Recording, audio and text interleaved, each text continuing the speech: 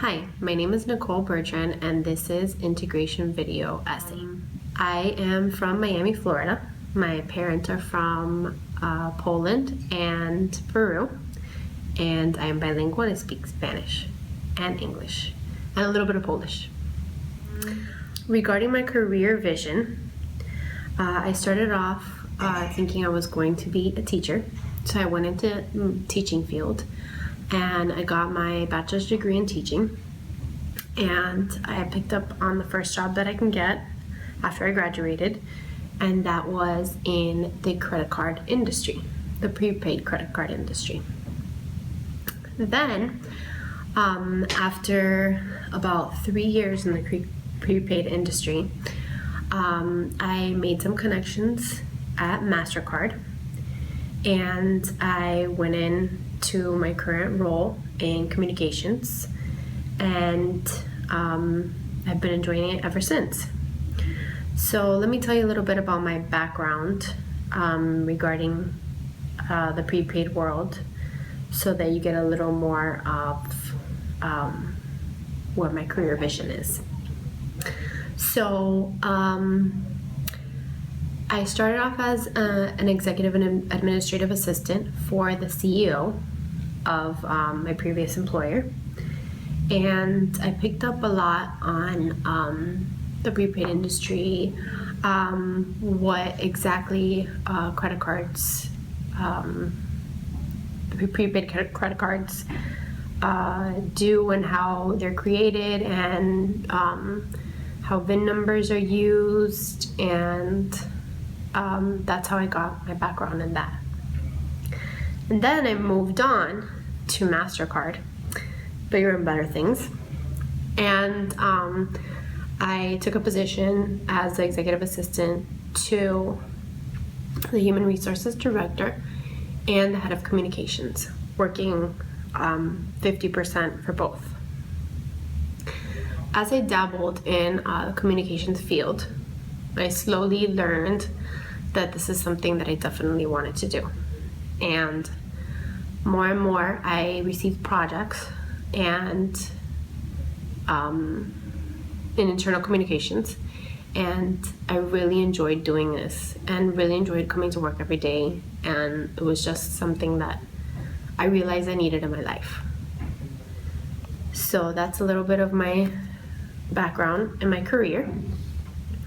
After discovering that this is what I wanted to do, I went ahead and went to my boss and expressed to him the need that I felt that I needed to be in internal communications and a part of that team. So he actually slowly gave me more and more projects, and then he retired, and then my current boss gave me the complete opportunity to go into internal communications. And that is how I discovered my path, and this is exactly where I want to be. In 5 years, I would see myself hopefully being a big part of internal communications, like maybe the second hand to the head of internal communications. So yeah, that's where I see myself. Some of my capabilities that would be an asset to me in my current profession would probably be I'm a people person. I really enjoy talking to people. I really enjoy organizing things. I can slowly figure out what people's pet peeves are, and I slowly analyze their personalities, which is a great thing because, you know, working with different personalities is kind of tough sometimes. I'm also very organized, and I know how to coordinate events very well. So that's what some capabilities would be that would make me an asset to my current role in internal communications. In regards to deficiencies, I say that I currently need to be more of a storyteller. So I need to be better at writing stories and figuring out what the best way to structure them would be. So I think that that is my main deficiency, basically storytelling, because in internal communications, that's a huge deal, and you just need to be good at it. Regarding values and some of the principles that I live by, I would say that honesty and integrity are of huge importance to me. I believe that working together on a team, you really need someone that's honest and that you can count on, and that you will be able to defend them if something came up, because you know that they're telling the truth. And that goes hand in hand with integrity. I also value and expect from others respect. There's nothing more important than someone who respects your time, who respects you as a person, as a coworker. I think that if you don't have respect between coworkers, you can't get your job done. One of the golden rules that I have in my relationship with others, and that I try to maintain in myself as well, is trust and reliability. I think that trust, again, is very important. You need to be able to give someone a project and trust that they will complete it on the deadline, or trust that they can manage that project without you having to step in. And that goes also hand in hand with reliability, because you want somebody reliable that gets the job done. And of course, they expect the same from me. Some of the most valuable concepts that I've learned from organizational behavior is some of the methods of motivation.